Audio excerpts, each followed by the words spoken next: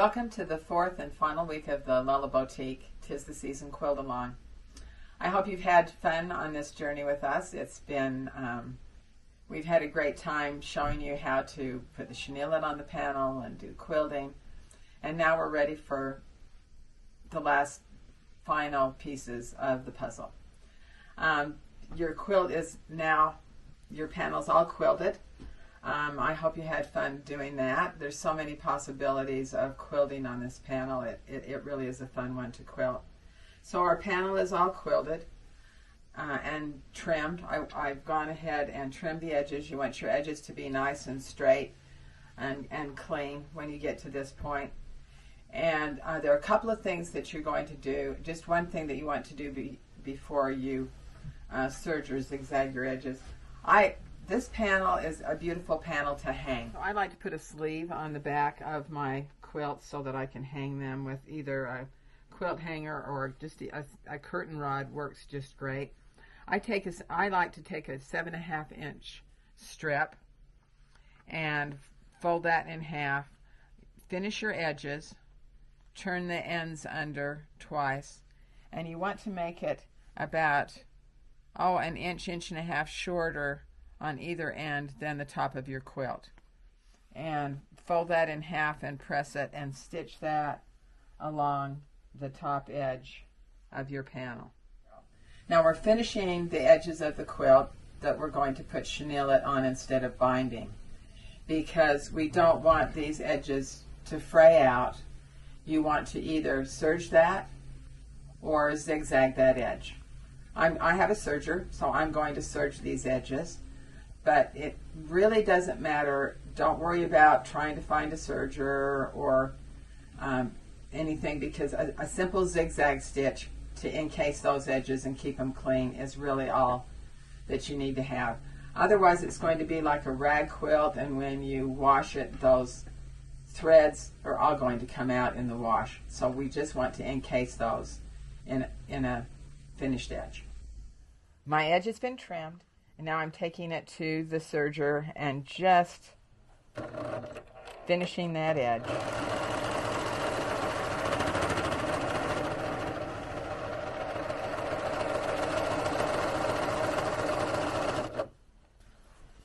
This is going to keep the quilt from fraying.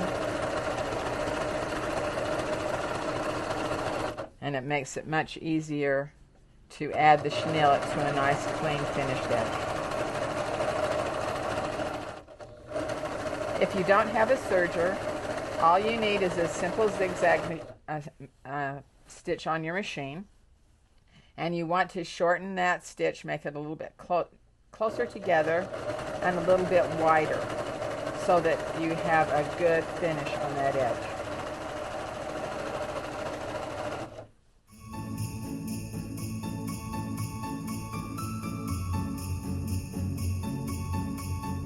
The quilt is now either serged or zigzagged. Your edge is all finished and you're ready to add Chenille-It to your edge instead of binding. On the top of the quilt we used 3/8 in a single layer to create our texture. To finish our edges, we are going to use the 5/8 inch width, and we are going to use a double layer because we want a lot of texture and fluff on this edge to give it a nice soft finish. One of the things that I like to do to make it a little bit easier and faster to add the chenille to the edge is pre-cut some of my strips. So we'll do this top edge first, and I'm going to measure my 5/8 a little bit longer than the finished edge and cut that. Now I have a top and a bottom that are the same length, so I will go ahead and cut 2 strips.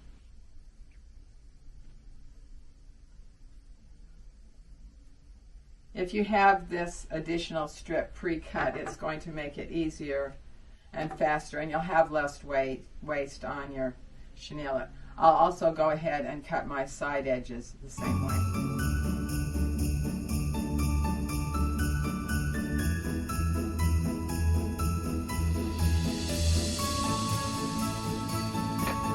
starting on the bottom edge of my quilt, and I'm starting on the wrong side. We're going to stitch the Chenille-It to the wrong side, or the back side of the quilt first.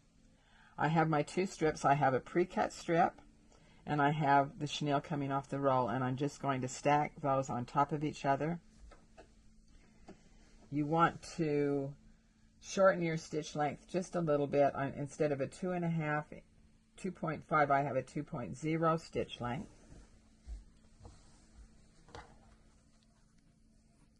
And the thing that is key on this is having one edge of the Chenille-It just about 1/8 of an inch beyond this serge edge and beyond the corner.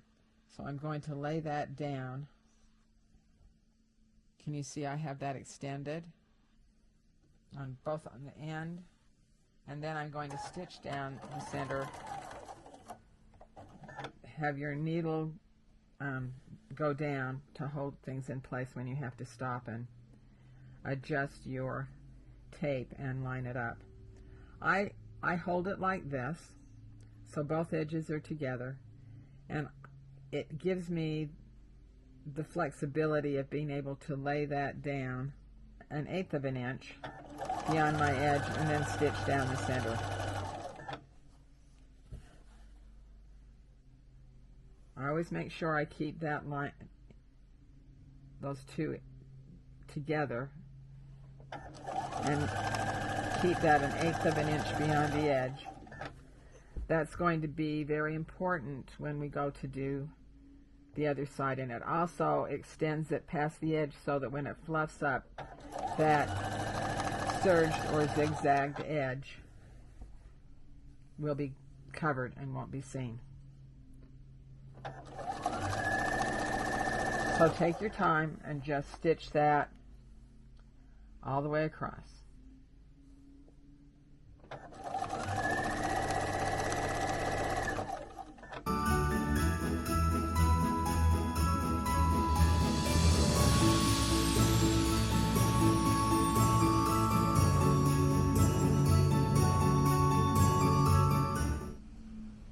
When I come to the end of this edge,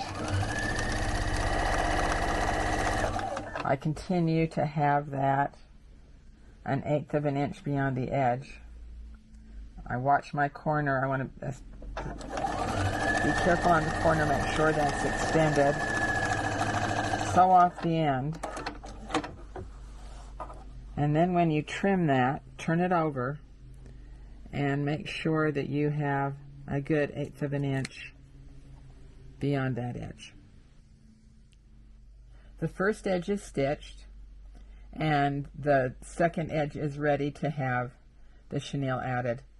I have only pre-cut one of these layers because it just, I find I have less waste that way.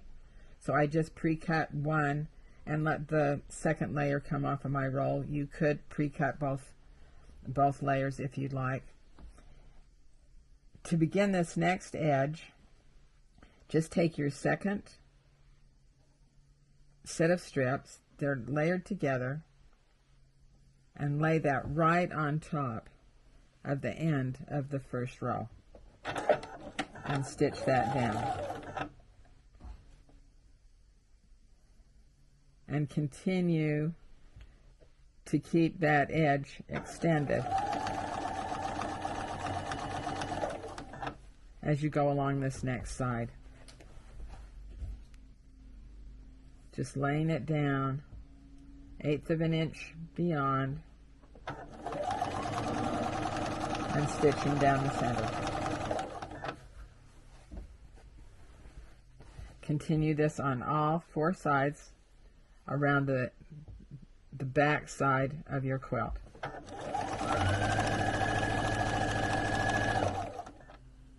I've come up to my top edge, and I'm lining this up again on my corner and stitching it down. Because I've added that sleeve to the top, it's a little bit thicker on this edge, and I want to be especially careful coming across the top to make sure it's lined up and to make sure the edges are where they need to be. You'll notice as I work with this edge, I'm only working maybe 3 or 4 inches at a time, so that I'm sure that that is all. It's not slipping, it's not sliding on me. I work about maybe another 3 or 4 inches, especially on the top, and then stitch that down and reposition and do another 3 or 4 inches.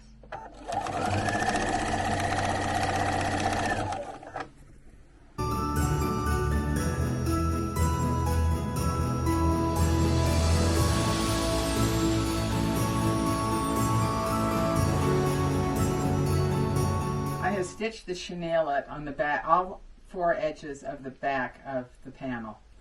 And I just want to point out a couple of things to watch for to make sure that it's done correctly and it's going to work when you stitch the front Chenille-It on. When you stitch that first side on, the back side of the quilt, and you extend it 1/8 of an inch beyond the edge, you don't want to go much more than 1/8 of an inch, or when you stitch down the center of your tape, it won't catch the edge of the quilt. So that's very important. You need that 1/8 of an inch, but you don't want more than that. You can see that by stitching at 1/8 of an inch beyond the edge, now I can see that back edge from the front of the quilt. And I can see that on the corners, I can see it on all the edges. And that's going to be key in stitching the top. Now to do the front side of the quilt, I'm going to do the same thing that I did on the back. I want to pre-cut these edges. So I will measure the short edge about 1 inch or so longer, cut 2 of those, and do the same thing for the side of the quilt, so that I have my pre-cut pieces. It'll make it easier and faster when I'm working on the front side of the quilt.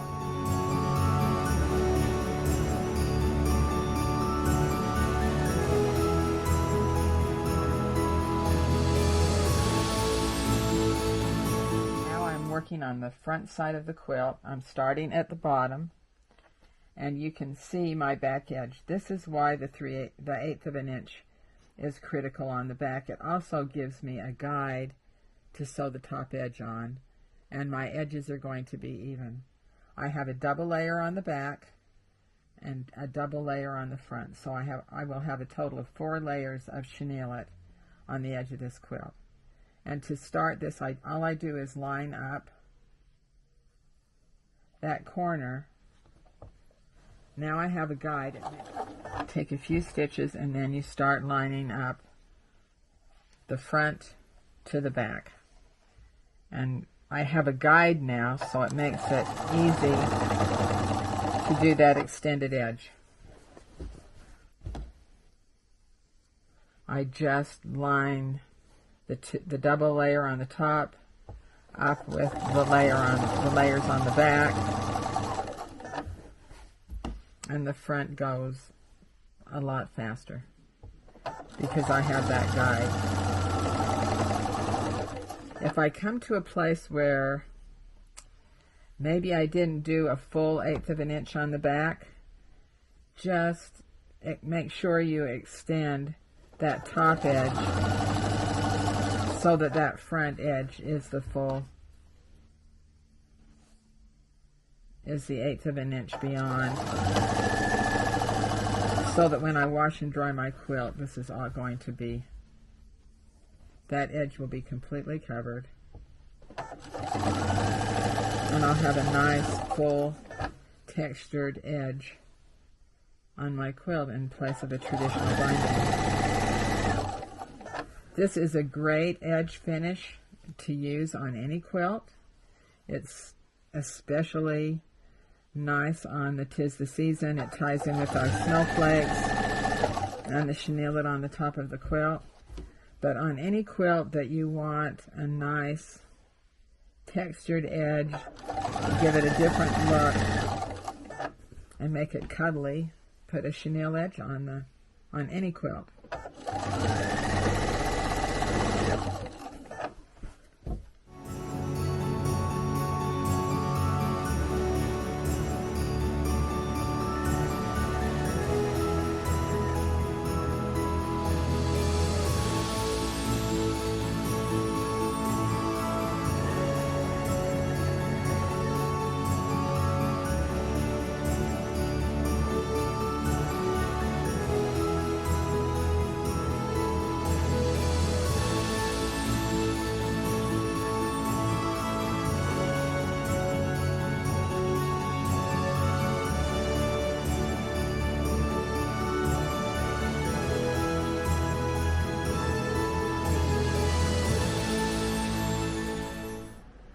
Our quilt is finished.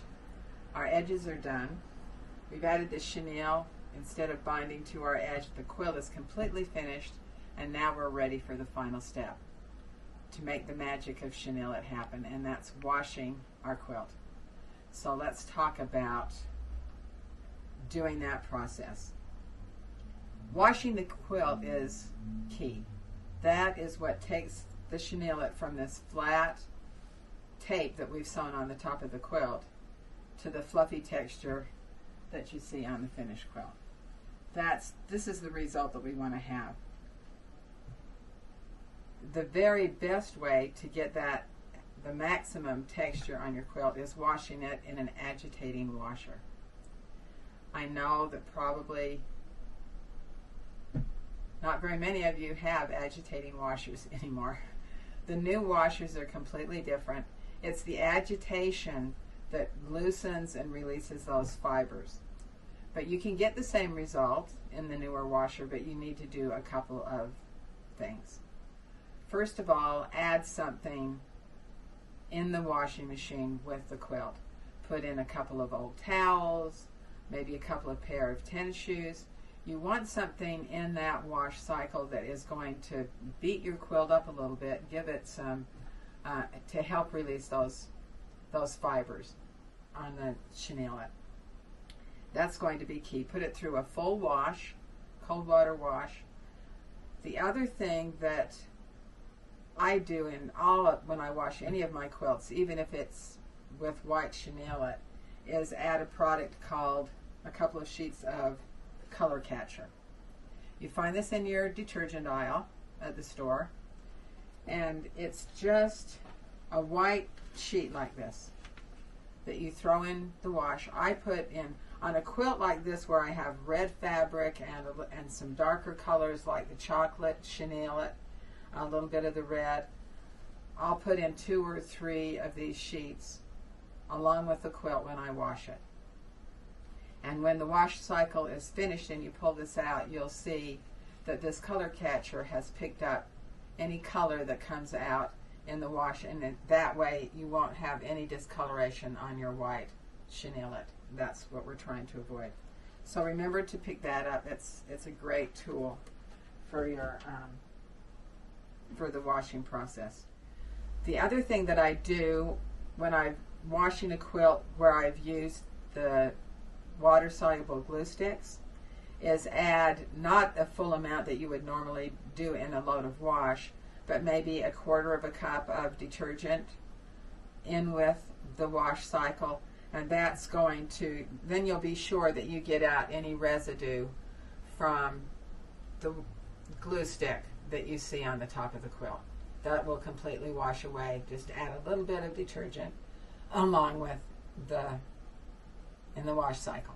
Another tool that's handy to have on hand during this washing process and even the sewing process is this is a little Chenille brush, and this is going to be very helpful when your quilt comes out of the wash. Maybe there's an area or part of it that hasn't bloomed as much as you'd like it to.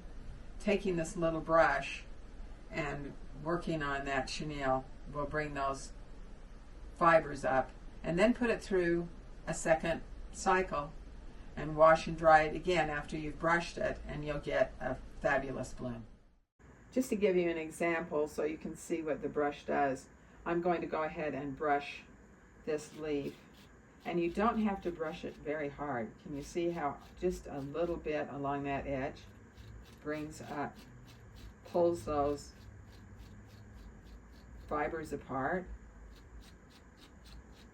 And there are times when I'm working on a project, maybe a pillow cover or a cushion cover or something, or putting it on a piece of clothing that I don't want to wash right away. I can just brush this up and get a really fun texture. Without washing it, it's going to have a little bit more of a fringe look to it. Thanks for coming along on the ride with us this last 4 weeks. It's really been a lot of fun sharing Vanessa's fabulous quilt panel and adding the Chenille-It to her 'Tis the Season panel. I think when it's finished, it's something that you and your family are going to enjoy for years. It's a wonderful panel, and hopefully you've learned some new techniques along the way. And if you have any questions, final questions for us, be sure to go to our Instagram or Facebook page. You can leave questions on any of our social media pages, and we will get back to you as fast as we can and help you get your quilt finished. Enjoy.